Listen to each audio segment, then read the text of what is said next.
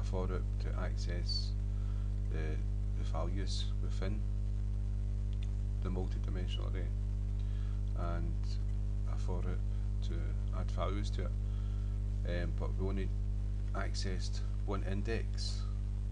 As you can see that we've got we've got a number there which is number 2, and we've got a number here which is number 3, and we were saying this was columns and we were saying this was rows. So we had 2 columns and we had 3 rows.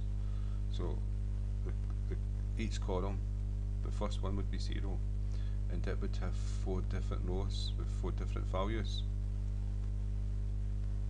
and so that would be this one here. And so,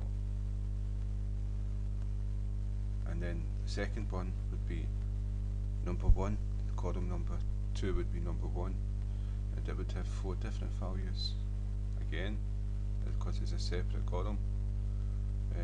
We can call them whatever we want, and so that's like, if I can do it this way, column 0, column 1.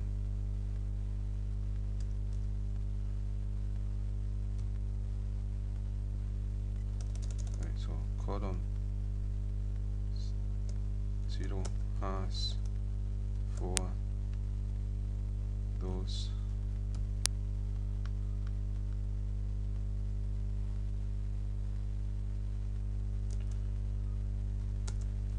Column 1 has 4 rows, and so the 3 rows, sorry, 3 values, 3 different values. We just called them rows. We probably shouldn't have called them that, but we did.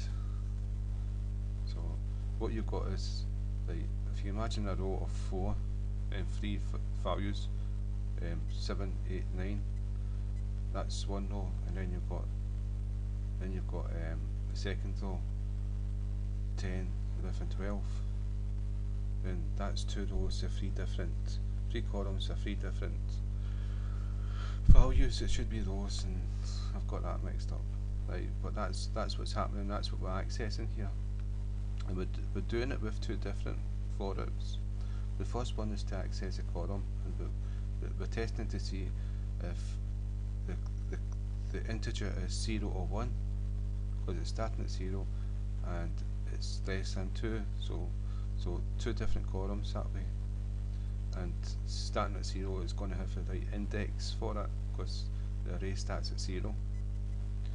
And then during each loop we're going to add 1 to C. So when it does get to, first time it's 0, adds 1, then it's 1, adds 1, then it's 2, tests the condition, and it's false, and it no longer loops.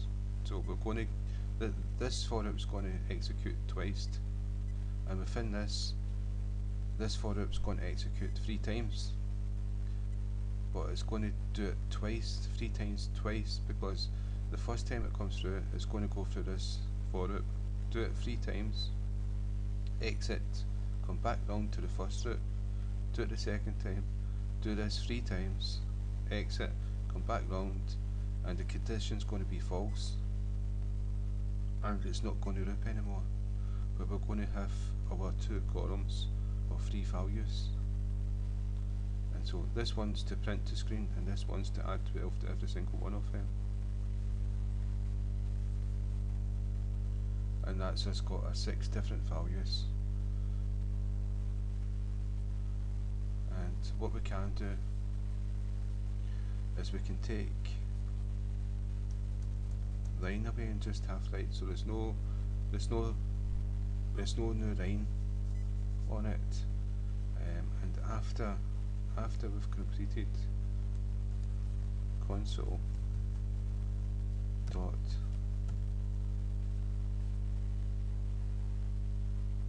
console dot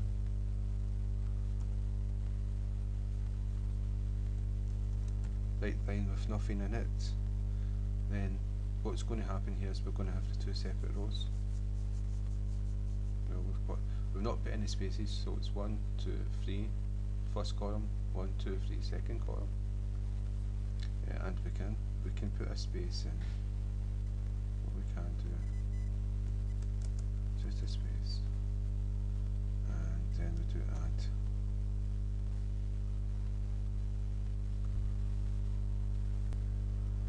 So that's two different columns.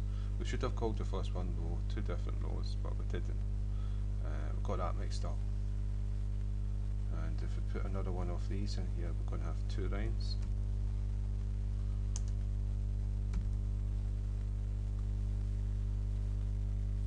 And we've separated the columns, the rows. So that's how you, this one here is Leighton, 12 to each one. And if we change that to 32, each value's got 32, and then we've used the same method to access every single one and print onto screen. So that's accessing a multi-dimensional array with a for loop, and if you had like 3 index numbers, you'd put another for loop within the second for loop, and so it would go through each one of the index number